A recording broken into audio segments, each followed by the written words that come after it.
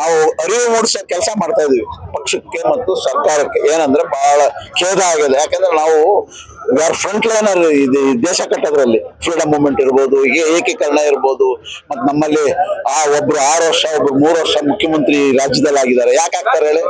ನಮ್ಮಲ್ಲಿ ಜಾತ್ಯತೀತ ಮನೋಭಾವನೆ ಇರತಕ್ಕಂಥದ್ದು. ನಾವೇನೇ ನಮ್ಮ ದುಡಿಮೆ, ನಮ್ಮದು ಏನೇ ಹೋರಾಟ, ನಮ್ಮ ಸಮರ್ಪಣಾ ಮನೋಭಾವನೆ ಯಾವುದಕ್ಕೆ? ನಮ್ಮ ಈ ಸಮಾಜಕ್ಕೆ. ಇಷ್ಟೊಂದು ದೃಷ್ಟಿ ಇಟ್ಟಿರುವಂತ ಜನನ್ನ ನೀವು ಈ ಸಲ ಯಾಕೆ ಹೊರಗಿಟ್ಟಿ ಅನ್ನೋದು ನಮ್ಗೆ ಆಶ್ಚರ್ಯ. ಯಾಕಂತಂದ್ರೆ ಇವತ್ತು ನೋಡಿ, ಒಬ್ರು 6 ಬಾರಿ, ಒಬ್ರು 9 ಬಾರಿ ಗೆದ್ದಿದ್ದಾರೆ ಅಂದ್ರೆ ಅವರು ಹೆಂಗೆ ಜನ ನಮ್ಮನ್ನ ಒಂದು ವಿಶ್ವಾಸ ಇಟ್ಟಿದ್ದಾರೆ ಬ್ರಾಹ್ಮಣ ಸಮಾಜದ ಮೇಲೆ. ಇಷ್ಟಿದ್ದು ತಿಳಿದಿದ್ದು ಕೂಡ ಯಾವ ಕಾರಣದಿಂದ ನಮ್ಗೆ ಅನ್ಯಾಯ ಆಗಿದೆ ಗೊತ್ತಿಲ್ಲ.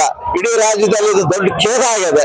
ಆದ್ರಿಂದ ನಮ್ಗೆ ಮುಖ್ಯಮಂತ್ರಿಗಳ ಮೇಲೆ ಬಹಳ ವಿಶ್ವಾಸ, ಅಭಿಮಾನ ಇದೆ. ಯಾಕಂದ್ರೆ ನಮ್ಮಲ್ಲಿ ಪೂಜೆ ಪುನಸ್ಕಾರ, ನಮ್ಮನ್ನ ಇದಕ್ಕೆ ಒಂದು ಶಕ್ತಿಯನ್ನು ತುಂಬತಕ್ಕಂಥ ಒಬ್ಬ ಮುಖ್ಯಮಂತ್ರಿ ಜನಾಂಗರಾಗಿ ಅವ್ರಿಗೆ ನಾವು ಯಾವತ್ತೂ ಶ್ರೇಯಸ್ ಬಯಸ್ತೀವಿ. ನಾವು ಎಂದೂ ಇದಿಲ್ಲ. ಮುಂದೆನೂ ಅವರು ಸುಲಲಿತವಾಗಿ ಆಡಳಿತಕ್ಕೆ ಒಂದು ಶಕ್ತಿ ಬರಲಿ. ಆದ್ರೆ ಬ್ರಾಹ್ಮಣರಾಗಿರ್ತಕ್ಕಂಥ ಅನ್ಯಾಯವನ್ನ ಸರಿಪಡಿಸಬೇಕು ಅಂತ ನಾವು ಮತ್ತೊಮ್ಮೆ ಕೇಳ್ತೀವಿ. ಯಾಕಂದ್ರೆ ನೋಡಿ, ಮೊದಲು ಫಸ್ಟ್ ಕರ್ನಾಟಕ ಸರ್ಕಾರದಲ್ಲಿ ಮುಖ್ಯಮಂತ್ರಿ ಗುಂಡೂರಾವ್ ಇದ್ದಾಗ ಭಾಗ್ಯ ಜ್ಯೋತಿ ಕೊಟ್ಟವರು ಅವರು. ದಿನೇಶ್ ಗುಂಡೂರಾವ್ ಬಂದ ಮೇಲೆ ಇವರು ಅನ್ನಭಾಗ್ಯ ಕೊಟ್ಟರು. ಅಂದ್ರೆ ನಾವು ಯಾವಾಗಾದ್ರೂ ಬಂದು ಏನಾದ್ರೂ ಒಂದು ಒಳ್ಳೆ ಉತ್ತಮವಾದ ಸಮರ್ಪಣಾ ಮನೋಭಾವದಿಂದ ಸಮಾಜಕ್ಕೆ ಸೇವೆ ಮಾಡಿರ್ತೀವಿ.